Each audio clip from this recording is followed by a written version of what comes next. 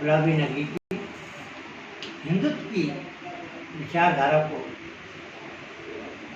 अपने मानस पटल पर बचपन से रखे हुए, लगाए हुए और प्रधानमंत्री नरेंद्र मोदी की नीतियों से प्रभावित होकर भारतीय जनता पार्टी की रीति नीति में, मुख्यमंत्री भजन लाल जी की रीति नीति में समर्पित होकर रोजी जी ने अपना जीवन का एक सपना देखा था। उसका प्रथम चरण और प्रथम पड़ाव उन्होंने भारतीय जनता पार्टी की सदस्यता ग्रहण कर डाला है। क्या कहना है रोजी जी, आपके बचपन का अरमान का जो सपना था उसके बारे में, हिंदुत्व का? जी, बचपन से मैं एक सनातनी रही हूँ और भारतीय जनता पार्टी का मैं बहुत रिस्पेक्ट करती थी। बचपन से लिए मैं देश के लिए, मेरी जो भावनाएं थी वो देश के लिए समर्पित भावनाएं थी और मैं प्रधानमंत्री जी के विचारधाराओं से काफ़ी प्रभावित थी।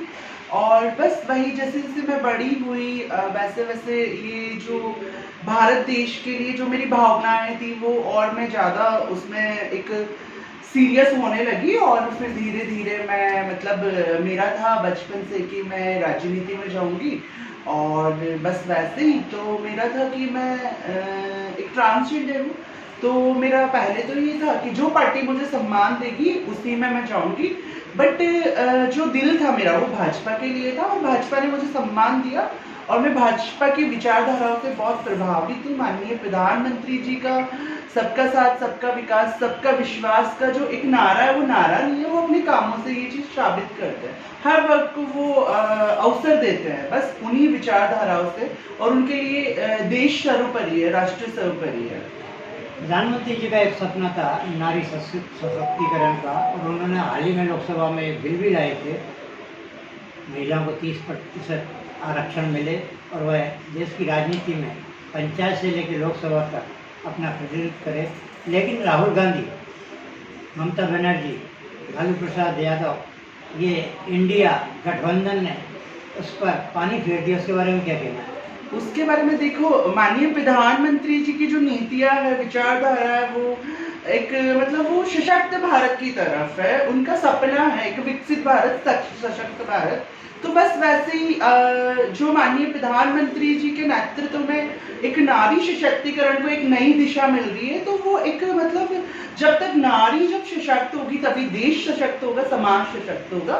तो प्रधानमंत्री जी के काम काफी सराहनीय है और जो बिल था वो बिल इंडिया अलायंस के साथ विपक्ष ने गिरा दिया है, लेकिन वो जल्दी प्रधानमंत्री जी उस पर काम कर रहे हैं और निश्चित रूप से हमें प्रधानमंत्री जी के नेतृत्व पे भरोसा है, वो बिल एक दिन जरूर लागू होगा और नारी को नीति निर्माण में नारी भी योगदान करेगी। मतलब अब प्रधानमंत्री जी का कहना है कि नारियां केवल योजनाएं तक सीमित नहीं रहने वाली, वो अब नीति निर्माण में भी अपनी भागीदारी देने वाली है। जहाँ एक और आपका समाज जिसमें आप बहुत पढ़ी लिखी है, जेंडर समाज बड़ा उपेक्षित है, इसको हिंसा की दृष्टि से लोग देखते हैं। लेकिन अब आप जैसे पढ़ी लिखी देश में कई जेंडर आई हुई है, उन्होंने एक मंच भी उन्होंने एक मंच भी बना लिया है और उनका झुकाव भी प्रधानमंत्री नरेंद्र मोदी की ओर है। युवा पीढ़ी के उनके लिए क्या, ट्रांसजेंडर के लिए क्या क्या संदेश है आपका?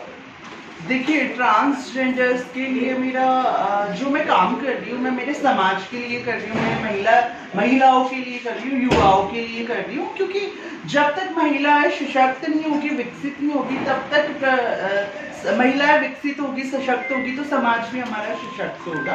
और जब समाज सशक्त होगा, समाज की सोच बदलेगी, तब ट्रांसजेंडर्स को भी मौका मिलेगा और ट्रांसजेंडर भी सशक्त होंगे।